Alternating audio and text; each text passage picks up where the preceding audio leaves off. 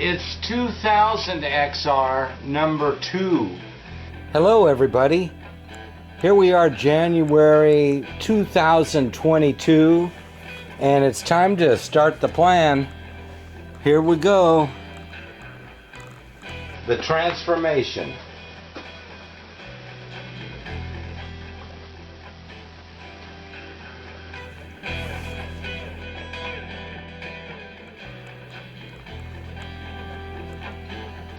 Welcome to the plan, Phase 4, Episode 1. And we're going to use this as the platform bed to put all the accessories on that I want on my adventure setup. It's for the fleet of 600s. Let's start off with a ceremonial first part removal. We're going to strip the bike down to its essentials, frame and motor. But this is the real thing here. The transformation is about to begin. And we're taking off the first ceremonial piece off it, which happens to be this mirror. It's for the fleet of 600s, so that I have one set up for each type of riding I like to do. But the very first ceremonial piece removed will transform the bike. Put it all back together, set up the way I want it with the parts I want on it, and then we'll go for some rides. I've ridden around a little bit with this mirror on, and I'll tell you, it's not recommended by too many rides. Ceremonial piece off it, which happens to be this mirror, I wouldn't use it on my bike. But this is the real thing here. The transformation is about to begin. It's nice and small, and it's just plastic, so it's kind of good for dirt riding. I wouldn't use it on my bike. So next we'll take the headlight off. My bikes are not high performance bikes. They're kind of based on mostly stock parts. They're just put together good, and there's nothing on them that I have to make excuses for. I like to use this kind of headlight with the factory rubber straps because you can go ahead and take it apart and access it on the trail without having to have any tools. I do carry tools with me though. I keep my tools in the back pouch. Next we'll go ahead and take the seat off. This being a 2000, the last year of production, it's got nice beefy seat bolts. You need a 12mm wrench to take these out. And it's my experience that they probably changed to this larger size bolt because the other ones were stripping out. If you have a 91 or 92, or probably even the earlier ones than that, you'll find that the bolt that holds your seat on takes a 10mm wrench. And I know from experience that those strip out. A solution to that, without re-welding or anything, would be to put another nut on the outside. Get some longer 10mm bolts and put a nut on the outside of the stripped out nut that's welded to the frame. It's important that you have your rubber baffle strip in place to keep water out of your air box. And you should have steel bushings in on both sides of the seat here to protect that from wearing out. We'll pull off the side covers. Here we've got a factory OEM side cover. And the factory OEM side cover bolt. This bolt is kind of an addition. It's held on in rubber grommets, but this helps stabilize everything. It's a shoulder unit. You could use a screwdriver or 10 millimeter. And this is certainly an item specific unit. You want to make sure and use the right one. The OEM side cover fits real well to the tank, to the OEM tank.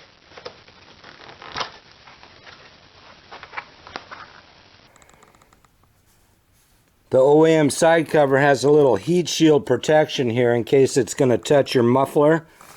And it has a little rubber bumper here to bump up against the muffler if it's being pressed, like if you fall over. And there's no side of it on the outside. If you take a look at a UFO brand replica, they fit just as good. They fit great. The white ones look great. They use a different method of creating a rubber bumper. So at a glance, you can tell if somebody has a UFO as opposed to the OEM. And you know how to take your air filter side off. Very easy to do. Here we have another OEM cover. OEM cover comes with a sticker over here no matter what year model you have. It could have different colors on it. Colors could be here or here depending on the year you have. If you buy an aftermarket side cover, you're not going to get these clips. You'll have to use them over. And the main basic thing is to make sure that you have a good plastic washer, which is a part that is still available. OEM side cover. You got this outline of the actual air box here. Should fit in good if you're installed properly. And inside the groove is a rubber piece of round stock that you cut to size. If you were to buy an OEM replacement, it comes a little bit long. You cut it to size and the two ends just meet. So you got to stuff it in there and have them sit the right way. There's the OEM gas tank, and your aftermarket gas tanks are going to work the same way. You need a 10 millimeter wrench.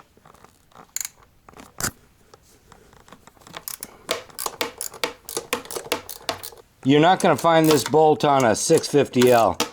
The steel tank's held on differently than these plastic tanks. I do like to use OEM parts as opposed to hardware store nuts and bolts.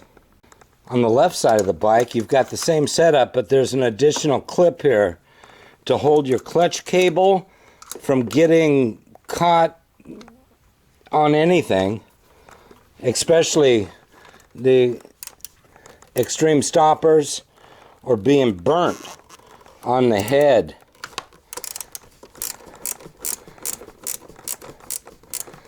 I had someone ask me, how does this go on? Where does this go? Because it doesn't make a whole lot of sense if you just look at it.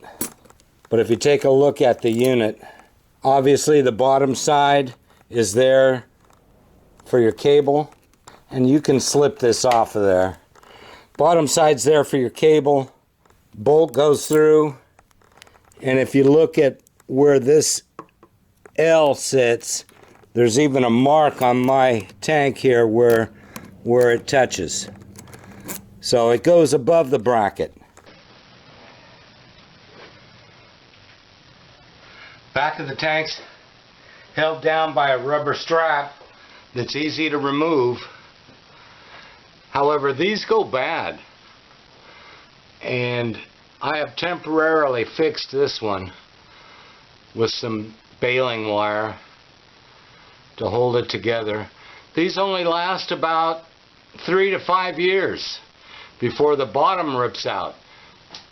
Cheapest I found them is $16.99 on eBay. They cost about $22 if you buy OEM. There's the gas line you're going to have to deal with here. The OEM clip on here has never really been easy to deal with. And I had a temporary setup on here which just used a nylon tie. Okay, gas line removed.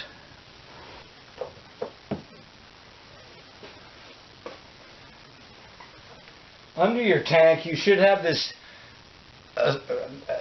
heat shield. You got all this hot oil inside your frame and you don't want it to overheat the gas inside your tank. So they have this here. It's another part that's not available. You can't buy this. The previous owner jacked it up. As you see, it's all ratty right here.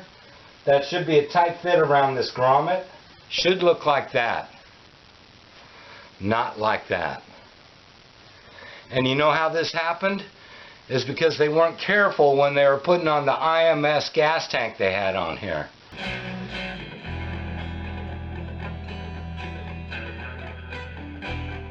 I'm glad to have you with me on the plan because, you know, I might need some advice from somebody.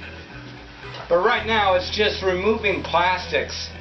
I have to get this down to the bone so I can, you know, clean everything right on up and start to build it with different parts on it. This front fender has to be removed.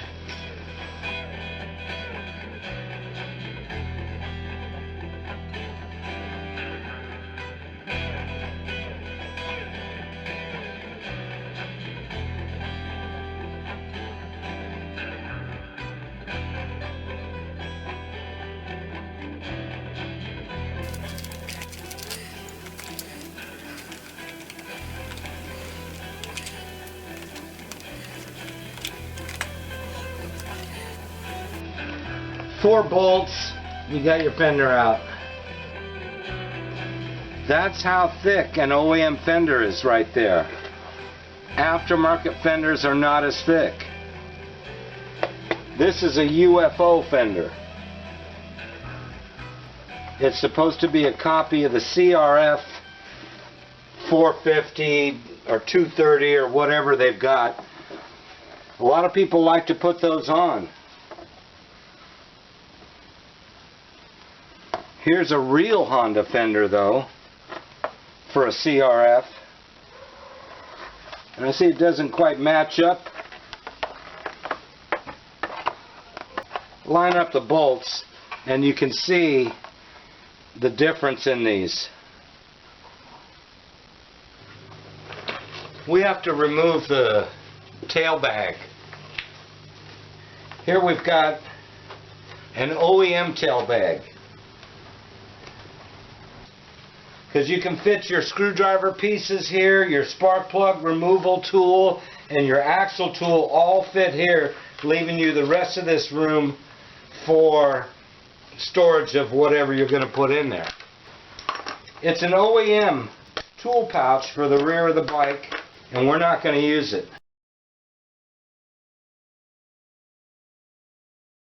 We're going to be redoing this whole bike, so these parts have to come off of here.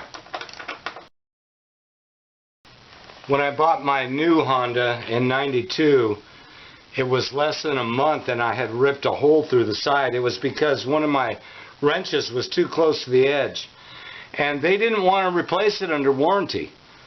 We have to take off these frame guards.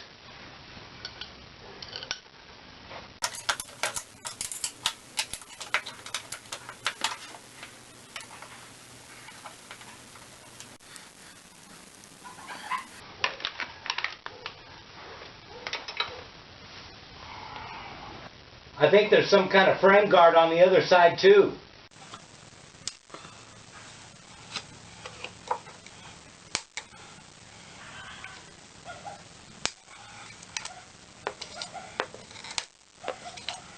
Oh, we have boot wear. We've got some boot wear. Look at all that.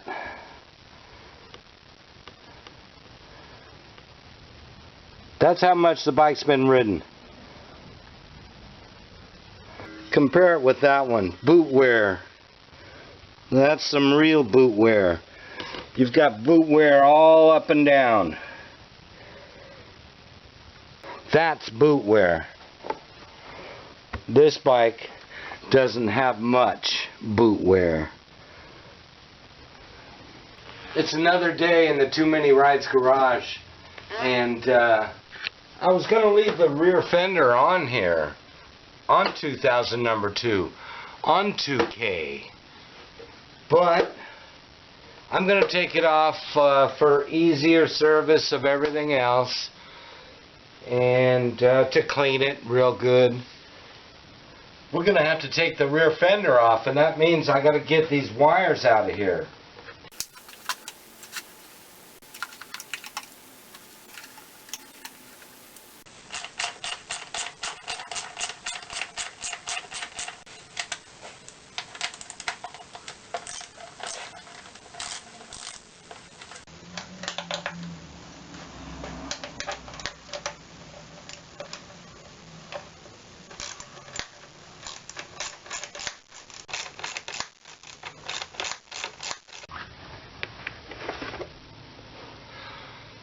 Okay, there you go. It's that simple. This would be an OEM fender, rear fender for a year 2000 XR600. 2000 number 2. I've just got done cleaning it up a bit. It really wasn't that dirty at all.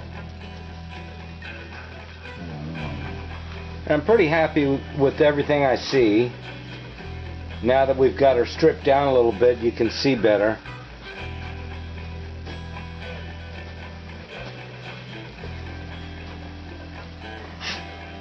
It's got some wear marks from having the skid plate rub on it, but there are no dents in the frame.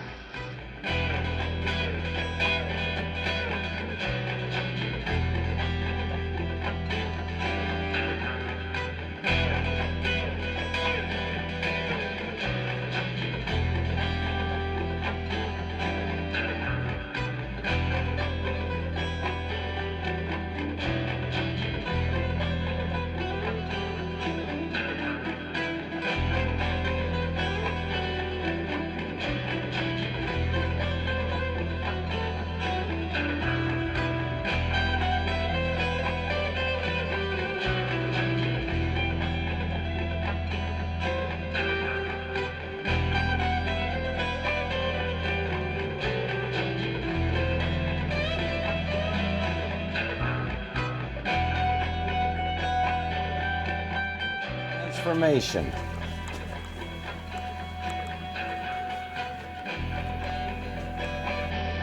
Adventure setup. You know, clean everything. And inside the groove, it's 2000 XR number 2. And I know from experience that those strip out.